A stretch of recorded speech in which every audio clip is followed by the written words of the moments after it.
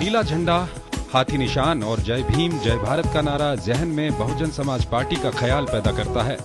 सर्वजन हिताय सर्वजन सुखाय की नीति पर चलने का दावा करने वाली बसपा आज देश की तीसरी सबसे बड़ी राष्ट्रीय पार्टी बन चुकी है। सदियों से सताए दबाए गए, शोषित, वंचित और उपेक्षित लोगों के आंदोलन का नतीजा है बहुजन समाज पार्टी।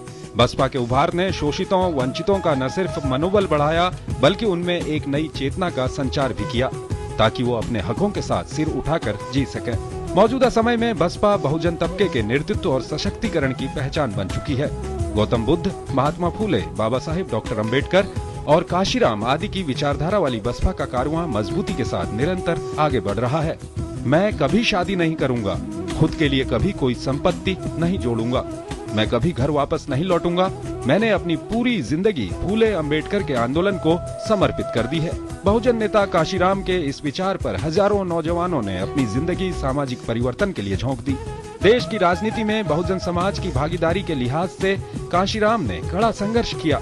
बहुजन समाज यानी अनुसूचित जाति, जनजाति, पिछड़े और अल्पसंख्यक, जिनकी देश में आबादी तकरीबन 85% है, उन्होंने इसी बहुजन समाज के कर्मचारियों का संगठन बामसेफ बनाया। इसके बाद बुद्धिस्ट शोध केंद्र और दलित शोषित समाज संघर्ष समिति यानी DS4 और आखिर में 14 अप्रैल 1984 को बाबा साहेब डॉक्टर अम्बेडकर की जयंती के मौके पर बहुजन समाज पार्टी की स्थापना की। पार्टी के पहले अध्यक्ष वो खुद बने।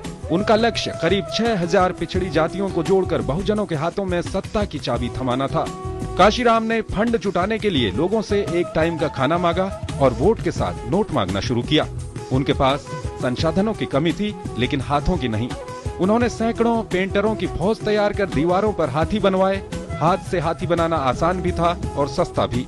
देश की राजनीति पर काशीराम की किताब चमचा युग ने खूब शोहरत बटोरी।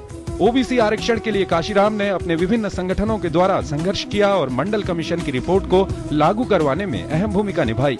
बसपा पहली बार 1984 के लोकसभा चुनाव में उतरी, लेकिन 3 सीटों के साथ खाता खुला 1989 के लोकसभा चुनाव में। इसके बाद मानो फिर पार्टी ने कभी पीछे मुड़कर नहीं देखा और 15वीं लोकसभा में ये संख्या बढ़कर जा पहुंची 21 सीट पर। 1989 में उत्तर प्रदेश विधानसभा चुनाव में पहली बार कदम रखते ही बसपा के 13 विधायक चुनकर आए और सिलसिला जा पहुंचा 2007 में 206 सीटों के साथ पूर्ण बहुमत तक। इस बीच बसपा ने 3 बार राज्य में गठबंधन सरकार का नेतृत्व किया, लेकिन 2012 में पार्टी को 80 सीटों पर ही सफलता मिल सकी।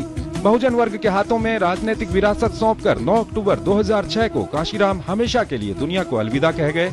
इस घटना के बाद साल 2007 में उत्तर प्रदेश की जनता ने बसपा को पूर्ण बहुमत के साथ सरकार बनाने का मौका दिया।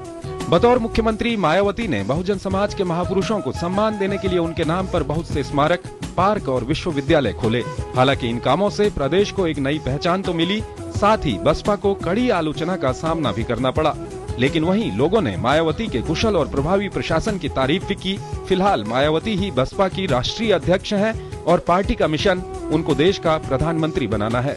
सत्येंद्र की रिपोर्ट, DD न्यूज।